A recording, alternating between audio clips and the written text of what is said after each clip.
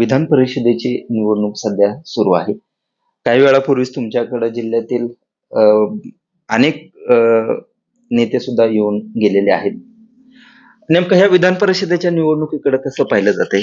आपल्या तालुक्यातील तर सर्वच नेते एकत्रित आल्याचंही दिसतंय. नाही नाही, आपल्या तालुक्यातलेच नाही, जिल्ह्यातलेही झाले तसंच. महत्वाचा मुद्दा काय एक तुम्हाला सांगतो की आता सगळ्याच लोकांची हातबल परिस्थिती आणि विधान परिषदेची जी निवडणूक आहे आपल्या जिल्ह्यात, तर हे सगळे एकत्र येण्याच्या मागचं एक गौड बंगाल असं आहे की जे पक्षाने दिलेला उमेदवार हा लादलेला नसून लोकांना हवा असलेला दिलाय. जर राजा भाऊला चाणक्य बुद्धीनी फडणवीस साहेबांनी डोकं लढवलं, त्यांना मध्ये कुठं शासनाच्या ह्याच्यातनं घेतलं नाही. इलेक्शन म्हणजे खणखणीत नाणं वाजूनच त्यांना हे केले. राजाभाऊचे सगळ्याशी असलेले सलोख्याचे संबंध, काम करायची पद्धत, प्रत्येकाशी जिव्हाळ्याचे असलेले संबंध काय, आणि सगळ्याला हवा असणारा माणूस आहे. तुम्हाला सुरुवातीला तुम्ही त्यांना विधान परिषदेला संधी द्यावी अशी मागणी केली होती ना. तसंच माझे आणि राजाभाऊचे संबंध गेली 25 वर्षे.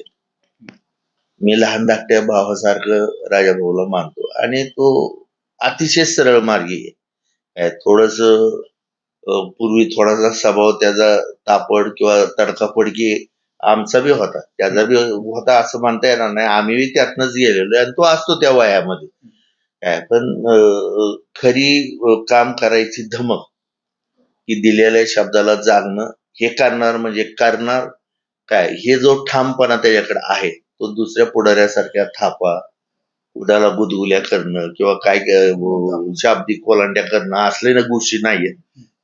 तो कामाचाच माणूस आहे.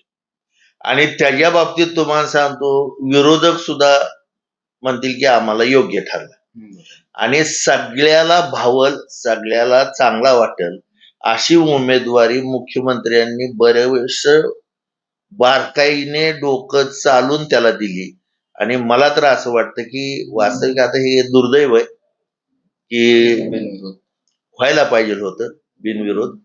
ठीक आहे, थोडस ते जिल्ह्याचे नेते ते उतरले ह्याच्यामध्ये, पण असं बी समजू नका की राजाभाऊच्या विरोधासाठी ते उतरलेत किंवा काय. हे राजाभाऊला सुद्धा बिनविरोध मिळालं असतं तर एवढी त्याला किंमत जाणीव राहिली नसती. मोहिते पाटलांनी बी हा विचार केला असेल की किंमत जाणीव राहावी म्हणून आपण थोडासा विरोध करू. कैकेयीने प्रभू रामचंद्र वनवासाला जावा म्हणून जरी तुम्ही कैकेयीला नावं ठेवली, तर तिने नसतं पाठवलं तर प्रभू रामचंद्राचं नावच कुणी घेतलं नसतं. मग असंच ह्या राजाभाऊचं नाव व्हावं. उलट हे असा डोक्यात चांगला विचार ठेवून एखाद्याच मोहिते पाटलांनी विरोध केला असेल. काही लोक नावं ठेवतात त्यांना, आता ठीक आहे. काही लोक अशी बी आहेत की बाबा त्यांनी तुमचा विरोध जरी केला असला काय, तर तो विरोध तुमच्या उत्कर्षासाठी केलाय किंवा तुमचं नाव व्हावं ह्याच्यासाठी केला, असा बी थोडा आपण बघायचा दृष्टिकोन ठेवू.